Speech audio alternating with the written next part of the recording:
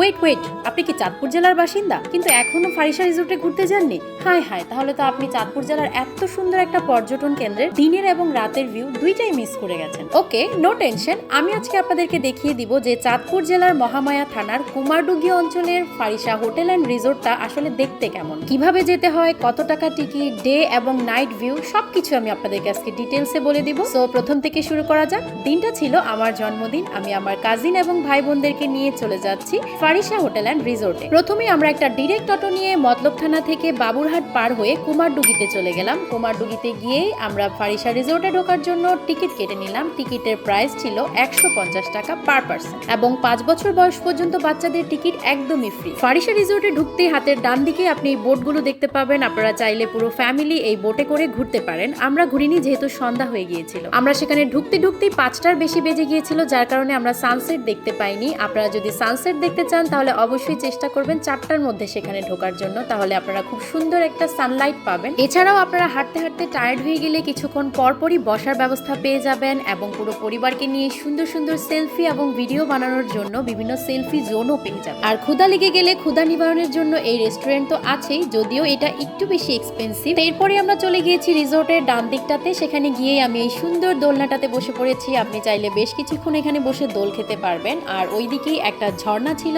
যেটা স্টার্ট করে দিয়েছিল, কারণ তখন অলরেডি সন্ধ্যা হবে সময়। আর সন্ধ্যা হওয়ার পরপরই ওরা প্রায় সবগুলো লাইট জ্বালিয়ে দেয়। তখনই আসলে দেখা যায় ফারিসা হোটেল অ্যান্ড রিসোর্টের আসল সৌন্দর্য। আর এইদিকে তো এই সুন্দর সুন্দর লাল রঙের গোল্ড ফিশ গুলো আছে আপনার বেবিকে আনন্দ দেওয়ার জন্য। তাছাড়া কিছুক্ষণ পরপরই আপনারা দেখতে পাবেন সুন্দর সুন্দর সেলফি জোন, যেগুলোতে ছবি তুললে ছবিগুলো সত্যি দারুণ উঠে। এরপরে আমরা হাঁটতে হাঁটতে চলে গিয়েছি কিডস জোনের দিকে। এদিকে বেশ কয়েকটা রাইড আছে, যদিও রাইডগুলো প্রায় সবই বন্ধ ছিল কারণ মানুষ খুবই কম ছিল সেদিন। এছাড়াও সেখানে একটা মিনি জু রয়েছে যেখানে খুবই কমন কিছু অ্যানিমেলস আছে, যদিও আমরা সবগুলো ঘুরে ঘুরে দেখিনি। তারপরে আমরা চলে গেলাম এই দিঘির পাড়টাতে। এখানে বসে আপনি চাইলে বেশ সুন্দর কিছু সময় কাটাতে পারবেন আর প্রকৃতি দেখতে পারবেন। সত্যি খুব ভালো লাগবে এই জায়গাটাতে বসে থাকলে। আমাদের যদিও সময় ছিল না কারণ এই এরিয়াটা অনেক বড়, পুরোটা এরিয়া আমাদের ঘুরে দেখতে হবে। এই তো আমরা হাঁটতে হাঁটতে ডান দিকটাতে চলে এসেছি আর এই লাভের আশেপাশে দাঁড়িয়ে সবাই সুন্দর সুন্দর ছবি তুলছিল। এদিকে আমাদের লাভ বার্ডসরা বসে দোল খাচ্ছিল আর তাদের একমাত্র ছানা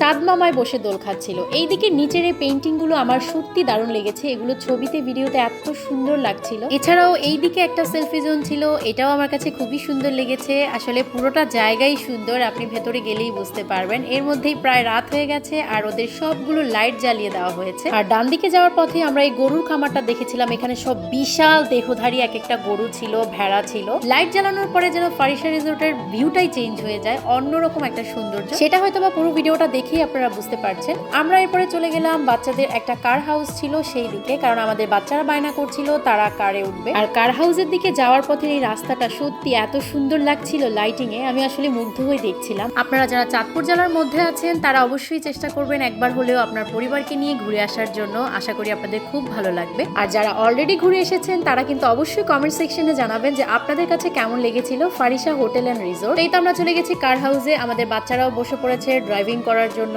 এই কারে ওঠার সময় 10 মিনিট এবং পার পার্সন 100 টাকা করে টিকিট। আমাদের দুই বাচ্চা দুইভাবে বসে ড্রাইভ শেষ করার পরে আমরা বের হয়ে যাওয়ার জন্য প্রস্তুতি নিচ্ছিলাম। আর এটা হচ্ছে বের হয়ে যাওয়ার পথের পুরোটা ভিউ। এত সুন্দর এত সুন্দর, আমি জানি না ভিডিওতে আমি কতটুকু ফুটিয়ে তুলতে পেরেছি, তবে আশা করি আপনারা সামনাসামনি দেখলে অনেক বেশি মুগ্ধ হবেন। আর আমার আজকের ভিডিওটা দেখার পর কে কে নেক্সট টাইম ফারিসা রিসোর্টে যাচ্ছেন সেটা কিন্তু অবশ্যই কমেন্ট সেকশনে জানিয়ে যাবেন। চাঁদপুর জেলার আরো এমন ইনফরমেটিভ ভিডিও পেতে লাইক কমেন্ট শেয়ার করে পেজটিতে ফলো দিয়ে রাখবেন। Thanks for watching.